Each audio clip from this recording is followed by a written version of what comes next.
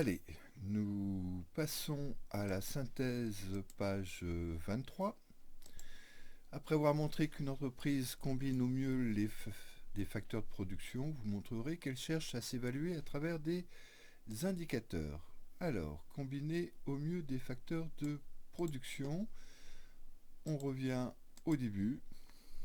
Alors, les facteurs de production, on en retient à peu près 4, globalement. Le facteur travail, c'est-à-dire euh, tout le temps de travail que consacrent les individus dans une entreprise, que ce soit les salariés ou le patron. Alors, on peut le voir en temps de travail, mais aussi toutes les dépenses consacrées à rémunérer ce temps de travail. Vous avez le deuxième facteur, c'est le facteur capital. Ce sont tous les biens de production qui permettent de produire, alors les bâtiments, les machines, les outils, toutes les consommations intermédiaires, on l'a vu. Alors, ou alors, donc ça c'est en volume, mais on peut parler aussi en valeur, ce sont toutes les dépenses pour acquérir ces bâtiments, ces machines-outils, ces outils, ces fournitures. Voilà. Après, il y a un facteur technologique, donc des moyens techniques nécessaires pour produire, ou le facteur naturel. Ce sont toutes les ressources que l'on va utiliser, que ça peut être l'eau, le sol, le pétrole, le fer, etc. Et généralement, elles sont généralement, soit elles peuvent se renouveler comme les arbres, c'est-à-dire les arbres poussent et repoussent à la limite, soit alors elles sont épuisables, on le verra dans la dernière partie, dans le grand C, elles peuvent être épuisables, c'est-à-dire ne pas se renouveler. Alors, une entreprise cherche naturellement à combiner tous ces facteurs de production, c'est-à-dire combiner, chercher quelle proportion de travail il faut, quelle proportion de facteurs capital, de facteurs technologiques et de facteurs naturels. Donc on le voit, généralement elles ont plusieurs possibilités pour effectuer une production. Elles ont donc plusieurs combinaisons de production possibles. Le but, ça va être de choisir la meilleure. Alors cela dépend de l'objectif de l'entreprise. Si elles veulent faire du bio ou travailler des produits plus naturels, plus fragiles, on va plutôt privilégier le facteur travail, et le facteur naturel renouvelable, tandis que si effectivement on souhaite produire à grande échelle, on utilise plutôt du facteur capital, donc des outils plus performants. En tous les cas, selon l'objectif, le but, ça va être de combiner, et s'il y a plusieurs choix de techniques, c'est le prix des facteurs qui va déterminer. On l'a vu, si on est indifférent à la production que l'on souhaite faire, petite échelle, grande échelle, ou alors plus bio, plus de qualité ou moins bonne qualité, si on est indifférent, c'est le prix, c'est le coût de la main-d'œuvre, le coût du capital qui va déterminer. On l'avait fait avec ce petit exercice, et on avait vu que si le prix d'un facteur augmente, généralement on va chercher à se passer de ce facteur. Si le coût de la main-d'œuvre augmente, on va aller plutôt sur des systèmes plutôt automatisés. hein. Si au contraire le coût de la main-d'œuvre est faible, on va sur des processus moins automatisés, donc on va plutôt utiliser de la main-d'œuvre que des machines. Donc tout dépend du prix, c'est le prix qui fait le choix de la combinaison productive. Alors si le prix d'un des deux facteurs, main-d'œuvre ou machine, augmente brutalement, vous voyez bien, il n'y a pas forcément un effet de substitution, on ne va pas forcément passer d'un processus plus automatisé à un processus moins automatisé. Par exemple, si le coût du capital augmente et le coût du travail diminue, on ne va pas forcément tout de suite sur un processus moins automatisé. Euh, il faut attendre du temps, il faut déjà amortir le matériel, il faut déjà aussi euh, requalifier la main-d'œuvre, pour qu'elle puisse travailler sur les nouvelles machines, euh, plus ou moins, qui incorporent plus ou moins de progrès techniques. Donc attention, euh, les changements se font à moyen, voire au long terme, mais pas d'un coup, c'est pas du jour au lendemain que les chefs d'entreprise vont modifier leur combinaison productive, leur manière de produire. Alors, il y a d'autres éléments qu'il faut prendre en compte. Bien souvent, on parle de délocalisation parce que, oui, on cherche à économiser le coût du travail. Donc, généralement, on va, oui, en Chine, en Inde, parce que effectivement, le coût de la main-d'œuvre est très faible dans ces pays-là. Le problème, c'est qu'il y a des coûts de transport qui sont quand même conséquents. Hein, il faut transporter tout le matériel. Et puis, il y a aussi un problème de propriété intellectuelle, notamment en Chine, qui copie bien souvent notre manière de produire qu'on a délocalisée. Et ils vont copier, et ils vont nous faire concurrence par la suite. Après, il y a des conditions de travail dans ces pays, en Inde ou en Chine, qui ne sont pas les mêmes qu'en Europe. Donc cela peut poser un problème de conscience. De même, il y a un non-respect des normes environnementales, ce qui peut aussi poser un problème de conscience. Hein.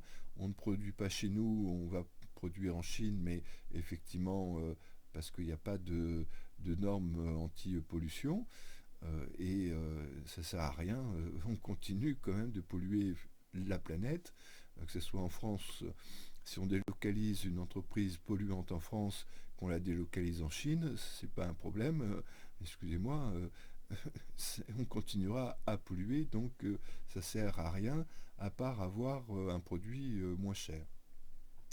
Donc actuellement, avec la construction européenne, on privilégie plutôt des pays européens comme la Pologne, la Roumanie. Oui, on le voit, ce sont des pays qui ont des coûts horaires relativement faibles. Et puis en plus, il y a le respect de la propriété intellectuelle. Donc, parce qu'il y a quand même une Cour de justice européenne et des règles européennes qui existent. En plus, c'est le même fuseau horaire, donc on peut facilement le matin, si en France on veut passer une commande, ben, on téléphone à l'entreprise polonaise, on n'a pas à attendre, on sait qu'elle est sur le même fuseau, donc on ne les dérange pas en pleine nuit. Voilà, et puis en plus, ce sont des marchés, donc c'est la possibilité aussi de leur vendre des produits et pas simplement de produire chez eux et d'importer de notre côté des produits qui sont pas chers. Donc, vous voyez bien, il y a un retour, on freine un petit peu les délocalisations dans les pays où le coût de la main-d'œuvre est très faible. On va plutôt sur des pays intermédiaires comme la Pologne, les pays européens, ce qui permet à ces pays de se développer aussi. Donc la combinaison productive, voilà, on se base sur le coût du travail, le coût du capital, on regarde celle qui est la plus rentable, et de même au niveau du choix de la localisation, peut-être qu'il y avait une forte tendance à délocaliser dans des pays où la main-d'œuvre était faible, mais le fait qu'elle ne soit pas forcément qualifiée et que les normes sociales et environnementales ne soient pas respectées fait on se replie quand même sur des pays au sein de l'Union européenne. Voilà pour ces coûts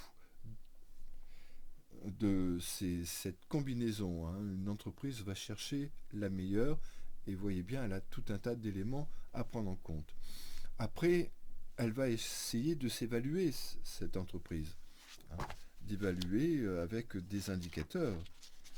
Donc, déjà, la première chose qu'il faut comprendre, c'est qu'il y a une grande différence entre les ventes d'une entreprise, ce qu'on appelle son chiffre d'affaires, et un autre indicateur qui s'appelle la valeur ajoutée, c'est-à-dire la production qu'elle a réellement effectuée elle-même. Et tout dépend de ces fameuses consommations intermédiaires. C'est-à-dire, on a vu dans deux exemples, hein, aussi bien pour cette fabrication de trottinettes ou pour la fabrication de sacs, une entreprise achète ce qu'on appelle des consommations intermédiaires, c'est-à-dire des biens ou des services. Donc là, ici, c'est tout un tas de pièces que l'entreprise achète à d'autres entreprises. Donc ça veut dire que c'est pas trop Telec qui a fabriqué les roues, c'est pas trop Telec qui a fabriqué les poignées, ni la batterie, ce sont d'autres entreprises. Donc on va simplement se centrer sur qu'est-ce que Trotelec a véritablement produit. Ce qu'elle a véritablement produit ici, c'est simplement le montage de la trottinette. Tout le reste, c'est ce qu'elle a acheté à d'autres entreprises. Donc, le montant de ses ventes moins tout ce qu'elle a acheté à d'autres entreprises donne ce qu'on appelle la valeur ajoutée, c'est-à-dire la production réellement, effectivement créée par l'entreprise, donc la valeur de la production véritablement créée par l'entreprise.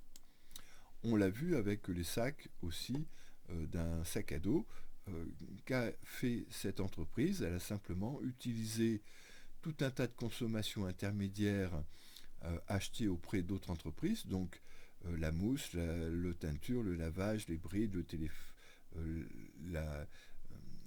service de téléphone, d'énergie, l'achat de fermeture. Ça, ce sont d'autres entreprises qui ont effectué cette production. L'entreprise qui effectue ce sac n'a fait que le montage. Voilà. Donc on a tout un tas d'indicateurs. Bien sûr, on part de son chiffre d'affaires, de ce qu'elle a vendu. On retire tout ce qu'elle a acheté à d'autres entreprises et ce qui nous donne véritablement ce qu'elle a créé. Là, ici, c'était 36 € par sac. Elle a simplement créé 36 € par sac. Tout le reste, les 14 €, ce sont d'autres entreprises qui l'ont effectué, cette production. Donc à partir de là, un indicateur intéressant, c'est de regarder toutes les recettes d'une entreprise d'un côté, ce qui nous donne le chiffre d'affaires, et toutes les dépenses de l'autre, ce qui nous donne les coûts de production.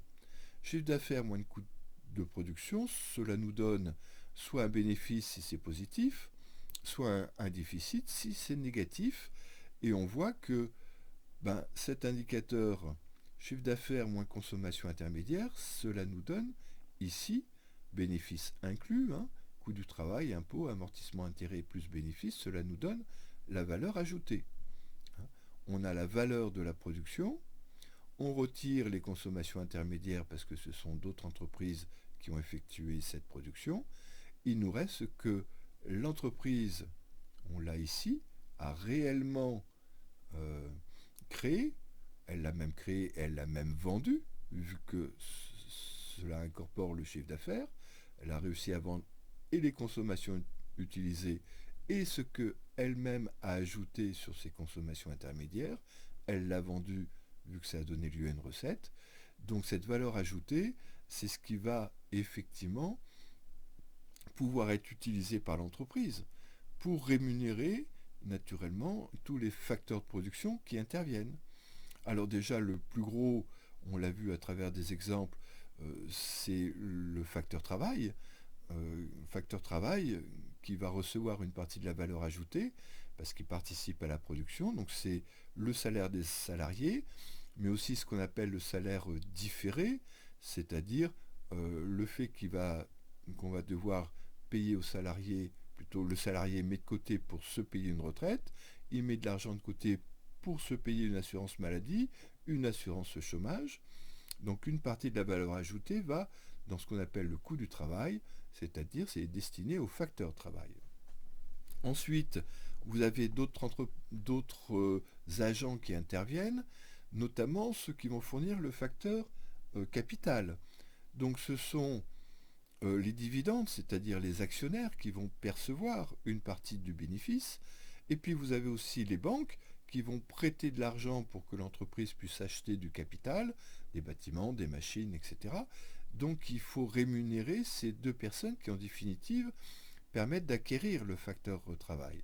Et puis vous avez l'État et les collectivités locales qui, par l'impôt sur la production ou l'impôt sur les bénéfices, fournissent aussi tout un réseau routier, tout un réseau de sécurité, tout un réseau de justice. Les entreprises peuvent saisir la justice aussi. Donc l'État et les collectivités locales offrent tout un tas de services. Donc elles se financent grâce aux impôts au niveau des entreprises aussi, au niveau des ménages, mais aussi au niveau des entreprises. Et une partie est gardée, une partie du bénéfice est gardée par l'entreprise pour qu'elle puisse avoir un petit peu plus de trésorerie, un petit peu d'argent sur son compte en banque. Voilà, c'est un profit qui n'est pas distribué, c'est cette ligne-là, un bénéfice qui est mis en réserve, qui n'est pas donné à d'autres agents, que l'entreprise va garder pour s'auto-financer. Voilà pour cette synthèse, page 23.